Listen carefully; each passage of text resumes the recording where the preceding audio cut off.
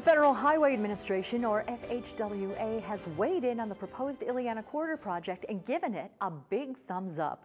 The approval marks the end of the planning phase of the project. In its decision, the FHWA says it supports the transportation need for the project, approves the analysis of environmental impact, and okays its proposed route connecting I-55 near Wilmington, Illinois, with I-65 near Lowell.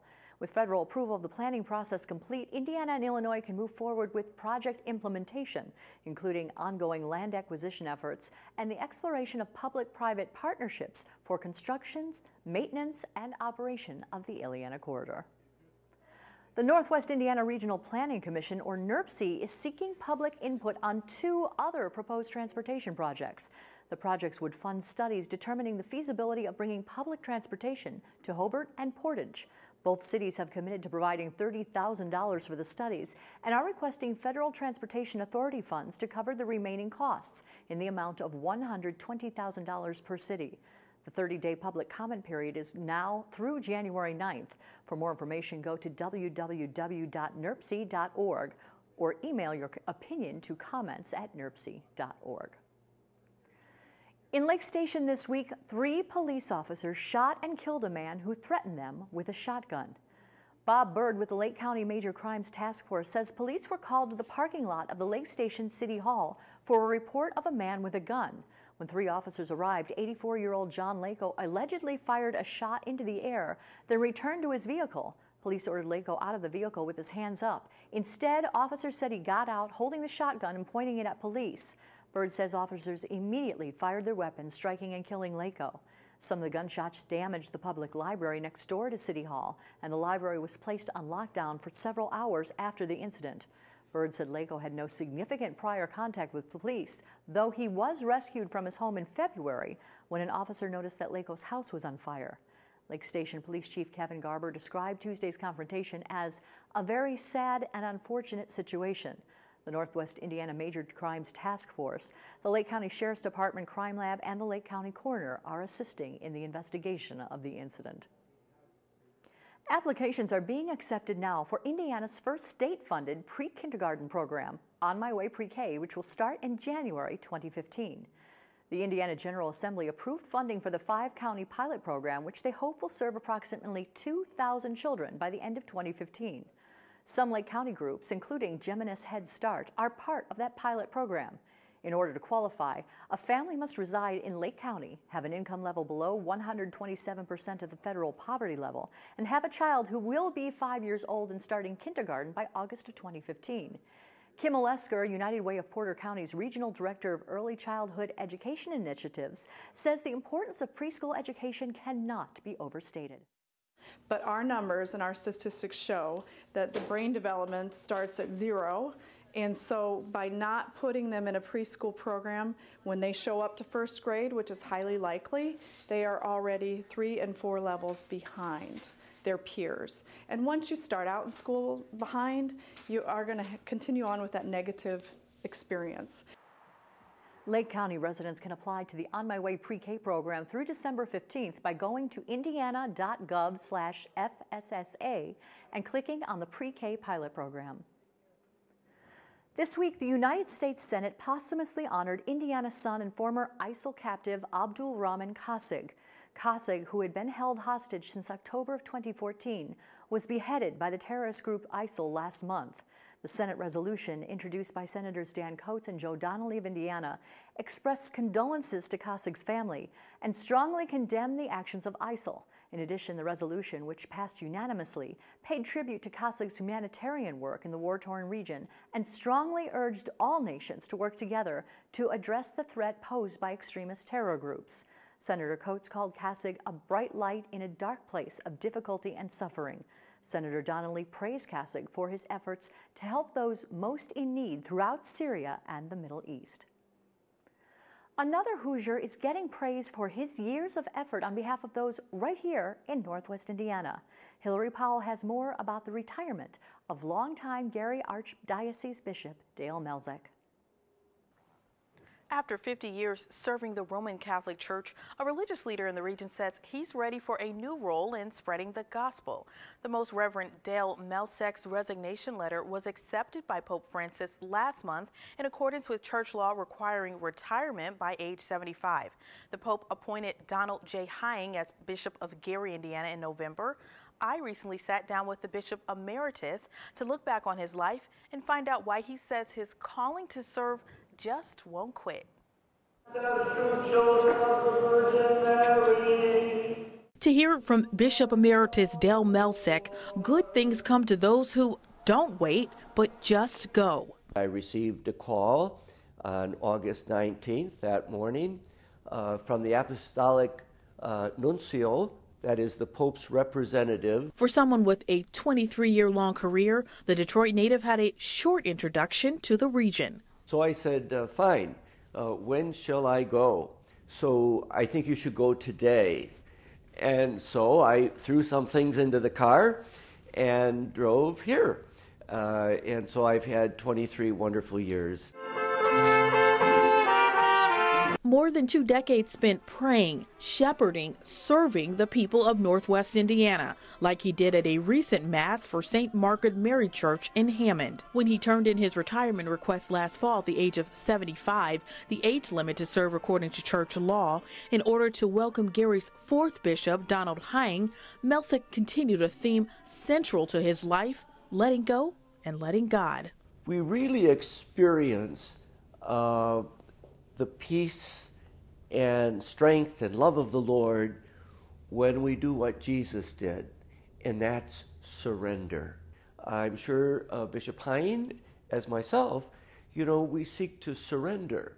I would suspect that Bishop Hying feels pretty much like I did back in 1992. He speaks fondly of 1992, the year Pope John Paul II appointed him to serve in Gary.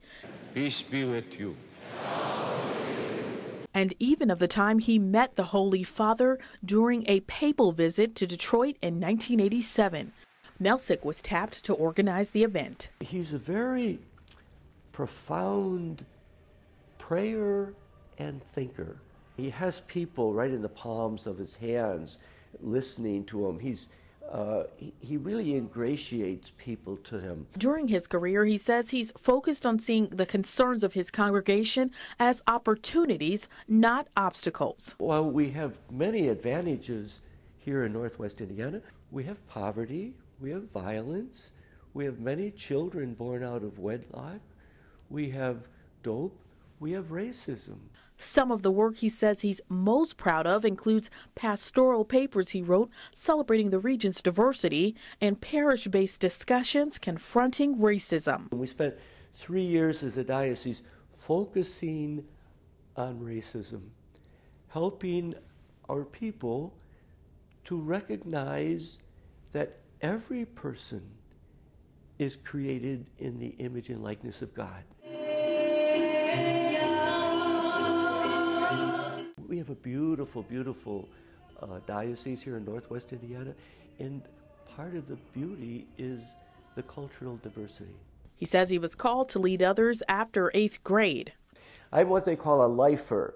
We don't have very many of us anymore. He joined the seminary at age 12 and was ordained to the priesthood in the 60s. He says celebrating Mass is a favorite duty.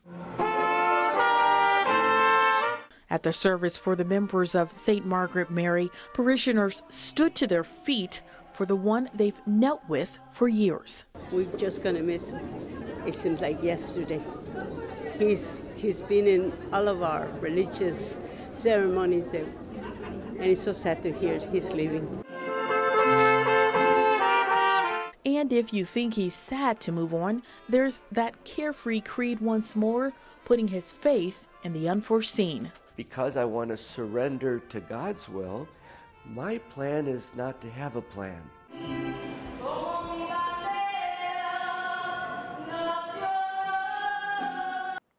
Melsek will continue to serve as apostolic administrator of the diocese until an installation mass for Hying set for January 6th at Holy Angels Cathedral. Although it's a subject about mobility, access to public transit for some Northwest Indiana residents has been at a standstill. Steve Walsh recently spoke to transportation experts about how a lawsuit settlement has highlighted the need to evaluate how residents get around in the region.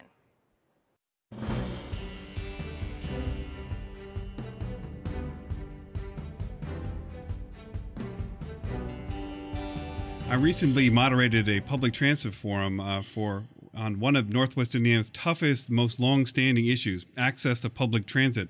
Forum was part of a settlement and a lawsuit between the disability rights group Everybody Counts and the Northwestern Indiana Regional Planning Commission. We have both sides here in the studio. Ty Warner is Executive Director of NERPC, and Teresa Torres is Executive Director of Everybody Counts. Welcome to both of you. Thanks, Steve. And thanks again for what you did for the meetings. We really appreciated it. So this week I gave a report on that forum that happened back in October to the NERPC Board of Directors, basically the mayors, the town council members, commissioners for the 3 counties up here. It was kind of out of my comfort zone, but I got a pretty warm reception. But with so much support, why do you think we've seen bus service actually dwindling in Northwest Indiana over the last couple of years? You think with that level of support, you'd see, expansion all around us? There's a huge funding challenge, and I think part of what you helped to contribute to get the word out is that there's a great need out there, and that there is a drive to need to get more connected systems, expand systems, and yet the funding is the challenge, and trying to find that local funding to be able to obtain the federal portion is what's continually be the challenge. So until that funding source is identified, we really need to be creative in trying to figure out how to meet that. See, and I think we're oftentimes putting the cart before the horse. We recognize you need the funding. However, it's our position that if the leadership is not ensuring that the process is appropriate by which to plan that system, by which to implement that system, the funding's not going to be there. We've already spent a small fortune on creating the RBA, and many people are saying, well, it wasn't successful because there wasn't the money. What we say is that there wasn't the money because it wasn't successful enough for people to endorse it, to support it. So it's kind of backwards. Well, and there is this, and talking to people back in October, there is this patchwork of system there, of a system here. Many people use this system. There's on-demand buses in many parts of the county. There's fixed route service still in Gary and East Chicago. What would an ideal system look like for Lake County? One that's interconnected, for one thing. One that gets people to where they actually need and want to go. One that is consistent. One that is reliable. One that that people can participate in without needing to go through the machinations that they currently do to be able to secure that ride. I would add to that one that is fully accessible. What we have now is, NERPC having subsidized the purchase of vehicles that are not accessible. And so we're getting calls from people whereby the vehicles are showing up to pick them up, but they're not accessible vehicles. So all of those components that Ty referenced, but they need to be not only fully accessible, but operating in compliance with the Americans with Disabilities Act. That's what led to the litigation in the first place, that concern. I gave this report about what happened back in October, and after I was done, Hammond Mayor Tom McDermott made a motion to create a subcommittee to look at a transit system, I guess, for all of Lake County. Mayor Karen Freeman Wilson, she concurred with Mayor McDermott. What do you think we're going to see out of that? Well, I hope we're going to see some commitment to be able to try to find and identify, again, this fundamental problem. I think what you were able to communicate, what the people that came to that meeting were able to communicate in that context was communicated very loudly at the commission meeting, and I think we're going to see the commissioners take a good hard look at trying to supplement all the work that's already going on in Northwestern Indiana with trying to solve this piece as well. I'd like to see the commissioners, as they tackle that task, ensure that they are getting all of the people to the table that need to be there. We think that's what has been lacking heretofore. If you approach the same problem the same way with the same people, you're going to be potentially doomed to fail. Unfortunately, that's where we're going to have to leave it. Ty Warner, Executive Director of NERPC, Teresa Torres, Executive Director of Everybody Counts. And again, I really enjoyed moderating that forum. I thought it was great. Great job. We Great job. appreciate it. Thank you. Thanks. We told you earlier that Indiana's Office of Early Education is touting the benefits of a new state pre-kindergarten pilot program. Well, studies show children participating in high-quality preschool programs are better prepared when they get to kindergarten and beyond. However, most preschool programs are only part-day. A new study looked at whether attending a full-day preschool program is associated with even higher levels of school readiness and fewer absences. Catherine Dolph has more in this week's JAMA report. This isn't your average preschool. This is a child parent center preschool. Zion had her thinking fingers to her brain. Classes are smaller, parents are more involved, and the learning experiences for these 3- and 4-year-olds are a blend of teacher-directed and child-initiated subjects. There's a lot of play, there's a lot of outdoor activities. Children go on field trips. They get choices during the day about what they do, and so there's really a mixing of different kinds of instruction. Dr. Arthur Reynolds from the University of Minnesota and co-authors examined 11 child parent center preschool programs in Chicago. Almost 1,000 children from low-income families participated in either full or part-day preschool during the 2012-2013 school year.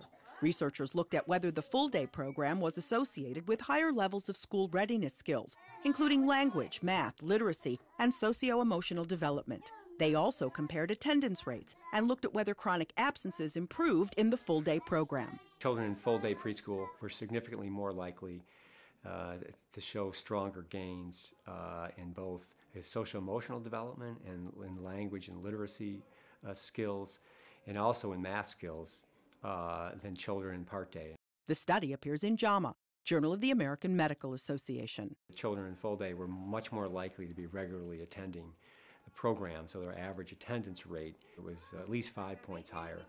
Chronic absences also improve for the full-day preschoolers. Teachers say there is a greater opportunity to have an impact in a full-day setting. With the full-day program, there's more that I can input in the classroom. There's more I can teach them that gets them ready for kindergarten and first grade compared to the half-day program. We don't have to wait till the elementary grades to increase learning time. By offering full-day preschool, you're more than doubling the amount of learning time that goes on during that day. We found that provides a strong framework for school success. Catherine Dolph, the JAMA Report.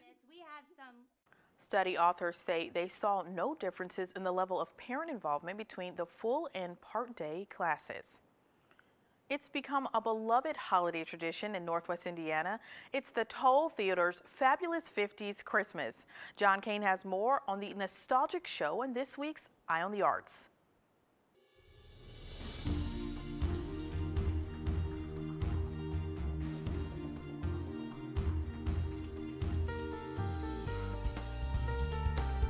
Hi, joining me for this edition of Eye on the Arts is Jeff Casey, Managing Director of the Toll Theater in Hammond. Welcome back, Jeff. Thank you so much for having me again. You're always very busy at the holiday season. Indeed we are. You have?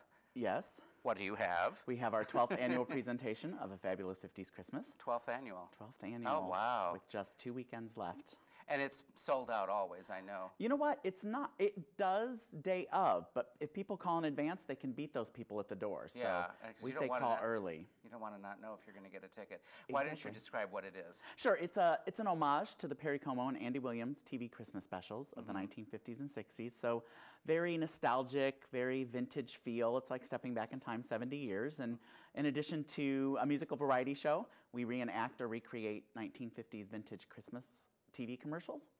So they're hilarious. Yes. Yeah. Yes, marketing was quite different back then. Yeah, so everything's so wholesome. It is. It is. Perfect. And a little hokey. And what else is going on? What new? Yeah, What's we're new? launching a brand new project this year we're super excited about. It's called All American Sweethearts, a salute to the Andrews Sisters. It's an Andrews Sisters tribute act.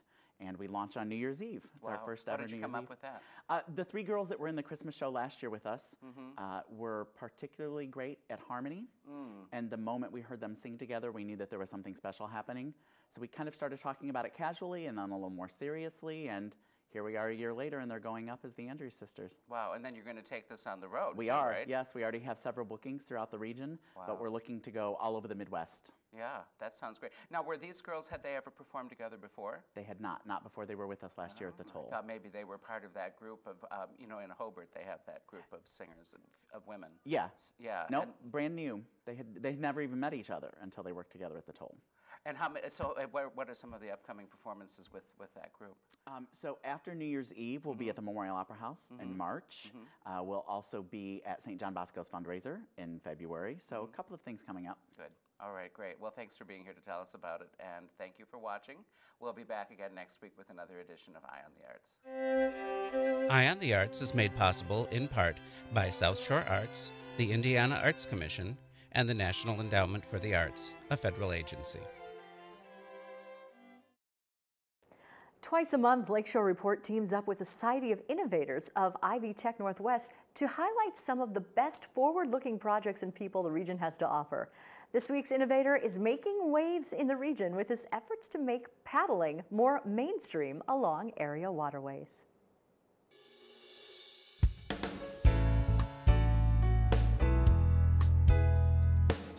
The Northwest Indiana Paddling Association is a nonprofit corporation formed in 2009. We focus on education, stewardship, and paddling. There's about, give or take, about 165 miles of water trails that are under use or being used right now in Northwest Indiana. There's probably a potential for another 20 to 30 miles worth of water trails at least. A lot of it started with NRPC's, the Northwest Indiana Regional Planning Commission's Greenways and Blueways Plan, which was established in 2007, 2008. So it came up with a list of water trails, basically a plan for developing these water trails. What we've basically been doing is looking at the low-hanging fruit, which of the trails can be used most quickly by the most number of people, and also which ones are the most desirable to paddle. So we've been focusing a lot on the East Branch as well as the West Branch of Little Calumet River. Along the East Branch, we're trying to develop a 16-mile water trail connecting various pieces of property, what are held as mostly nature preserves. Really, our ultimate goal is to make Northwest Indiana a premier destination for paddling, and make and along the way, I think people will become more appreciative, really, of the rich resources that we have right here in Northwest Indiana. It really is a great driver when we have these, great network of bike trails and water trails across Northwest Indiana, and all these great nature preserves and natural areas that attract people who live here to stay here, as well as attract new businesses to this area. The quality of life issues are huge for businesses who want to relocate or also stay here in Northwest Indiana. So I think it really kind of helps make Northwest Indiana a better place to live. If you'd like to give us some feedback on this story or any story we've aired, or if you have a story idea of your own, reach out to us at tvfeedback@lakeshorepublicmedia.org. That's right, we're always looking for input from the community. And that reminds me of a story that we brought you last week about body cameras being tested by officers in the region at the Porter County Sheriff's Department as a way to hold both citizens and authorities accountable for their actions. The viewer watching Lakeshore Report made a comment to us via Twitter. They said, it was user JR, and he wrote, "A waste of our tax money. We already know videos don't help. It's about making all lawbreakers rather accountable." So that was rather his opinion about the issue and concern. So that's always interesting to hear people's thoughts and perceptions about what's going on in their region. Yeah, we love to hear from you guys. Thank you so much for joining us. We hope to see you next time on Lakeshore Report.